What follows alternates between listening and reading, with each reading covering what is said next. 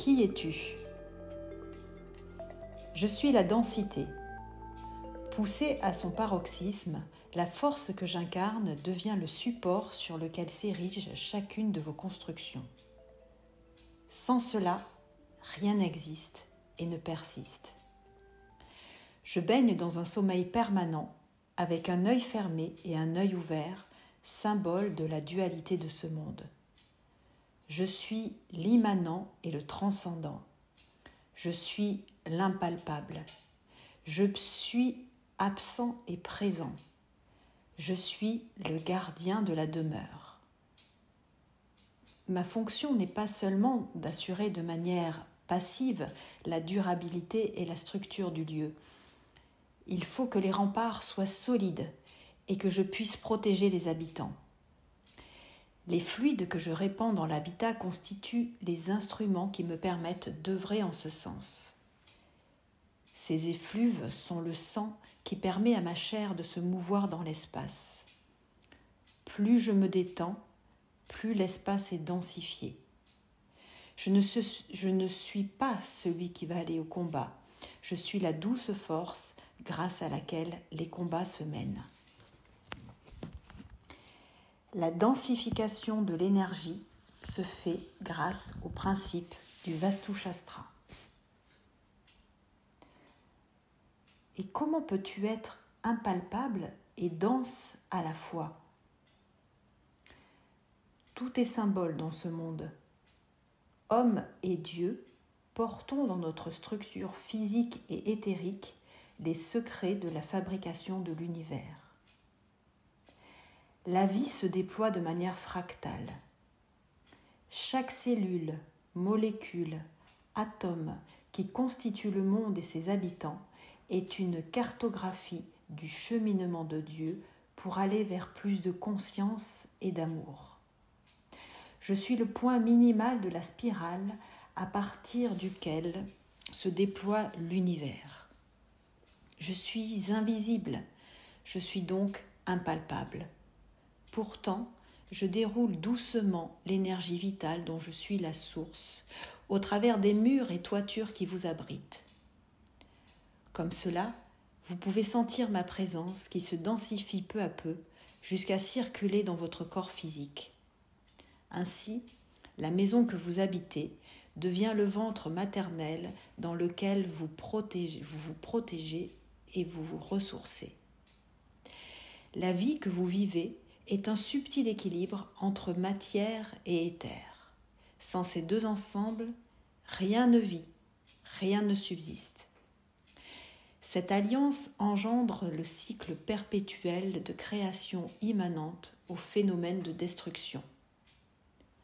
Un enfant n'est pas ses parents, mais il est pourtant constitué physiquement et psychiquement de ces derniers. Je suis le père de chaque habitat, et la mère façonne l'ensemble, tout comme une mère va porter un enfant. Un être humain qui va occuper ce même habitat se métamorphosera. Il deviendra ma progéniture. Tout comme un jeune adulte a besoin de quitter son père et sa mère pour grandir et s'émanciper de ses origines, un habitant devra s'affranchir du joug de la structure initiale de sa maison pour la colorer des plus belles parts de lui-même au travers de son âme et de son esprit. Le Vastu Shastra aide à s'émanciper du déterminisme engendré par la forme de son habitat. En d'autres termes, une destruction devra avoir lieu pour pouvoir engendrer l'énergie vitale nécessaire. Et comment se définit l'état de sommeil permanent ? Le terme sommeil ne doit pas être pris dans son sens usuel. Tel que je le nomme, cet état est davantage lié à une attitude de contemplation. Il y a tellement peu d'espace dans le fait de se mouvoir et de rester immobile. Le sommeil signifie immobilité, mais sérénité dans l'immobilité. Le terme immobilité est même plus précis que cela. Il s'agit d'un état permanent dans lequel je souhaite occuper mes pleins pouvoirs. On peut l'apparenter à une forme du sommeil du juste, sommeil du gardien, du veilleur de nuit, qui va avertir lorsqu'un intrus pénètre dans la demeure. Tout cela est très ténu et précis. Je suis le gardien de la porte de l'esprit, celle qui ouvre vers les étoiles et la vérité, celle que les humains souhaitent approcher, mais n'y parviennent pas. Je m'assure de leur sécurité et je veille à ce que la joie reste maintenue dans l'espace qui est le leur, mais en faisant appel à moi, je leur distille des bouts d'étoiles venus d'ailleurs, des idées, des désirs, des inspirations qui leur permettront de se retrouver dans ce dédale labyrinthique qu'est l'existence.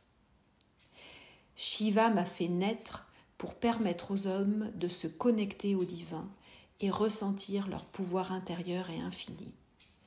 Je suis le maître de la porte des étoiles.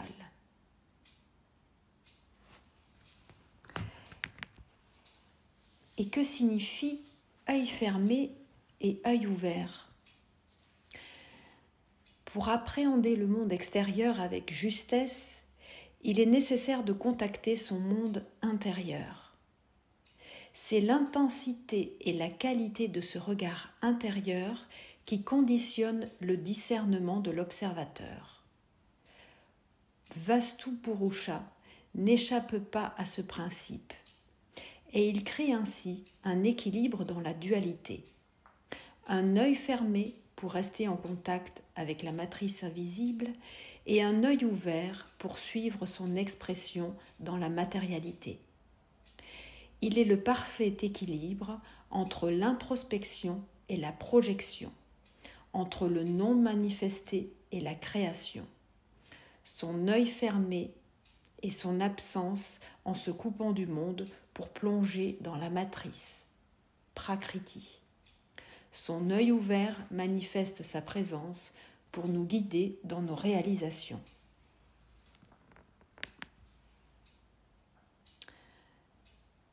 Purusha, peux-tu expliquer en quoi ce monde est duel? Tout a une raison dans ce bas monde. Contrairement au grand courant de pensée positive, ce que l'on appelle le mal, le bas astral, n'est pas séparé des aspirations les plus hautes. Ce serait comme piloter un véhicule en allant toujours dans la même direction, sans prendre en compte les contours, aspérités, changements d'itinéraire que la vie propose et insuffle. Savoir se servir de l'énergie des forces inférieures pour les transmuter et les alchimiser est le principe fondateur de ce monde. Rien n'est à jeter, tout est à prendre d'une certaine manière. La force de destruction et de concrétisation sont intrinsèquement liées l'une à l'autre. Tout est imbriqué. Et savoir piloter le corps dans lequel votre âme réside est le résultat d'un apprentissage de longue haleine. Vous expliquer la dualité de ce monde ne sert pas à grand-chose, car tout le monde en a conscience. L'unifier et sentir que cette union est possible, magnifique, libératrice, est l'apanage des initiés spirituels. Mais alors, quel est ton rôle dans cette dualité ? Mon rôle dans ce monde, en tant que gardien de la demeure, est de vous guider vers l'union des contraires et des forces qui semblent à la base opposées et adverses. Une maison n'est jamais parfaite.